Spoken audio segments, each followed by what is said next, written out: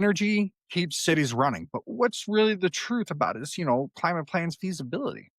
He backs renewables, storage expansion, and grid modernization. Some of the things he supports is transitions rather than abrupt shutdowns. He aligns with the state of New York's climate mandates and so that they can get the federal funding. He acknowledges the need for reliability carve outs, but his plan will cause blackouts. Some people are saying it exaggerates the timelines, but it is also a reality. That part would be fact, but the first part would be fiction. Transition laws protect baseline supply. No proposal eliminates a backup overnight. Opponents weaponize fear of change. All that is fiction, but there is some truth in it depending on how you want to view it. But that is fiction. But, again, the sources will be down there. Look into the sources. It'll give you some information. But, let's close with the dollars. And whether the math adds up, the fiscal feasibility and implementation of this. His ambitious programs will require multi year financing. The analysts are projecting high upfront costs, but manageable costs.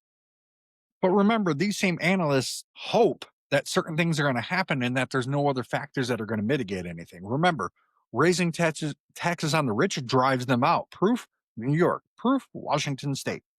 So remember, he's going to promise these things. Yeah, he will raise the tax on these people. But if there's less of them, there's less money. So keep that in mind.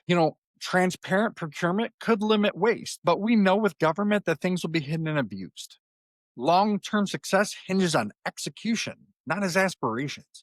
And he's been very thin on how he will execute it in the details. Here's fiction.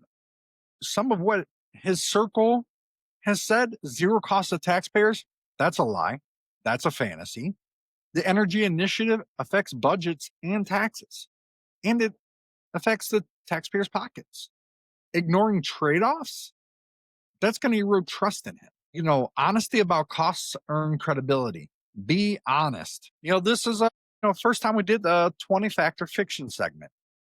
I'm sure it'll adjust over time. People, I really appreciate you checking this out. But let's talk across the 20 claims. We have found a big vision with some wins, but complex delivery with a lot of falsities in there about how it will happen. His politics reflect a generation that's hungry for justice, but they're impatient for results. But this is also, New York's a little bit different. Inner cities do tend to lean left, right? But overall, Gen Z is trending conservative still.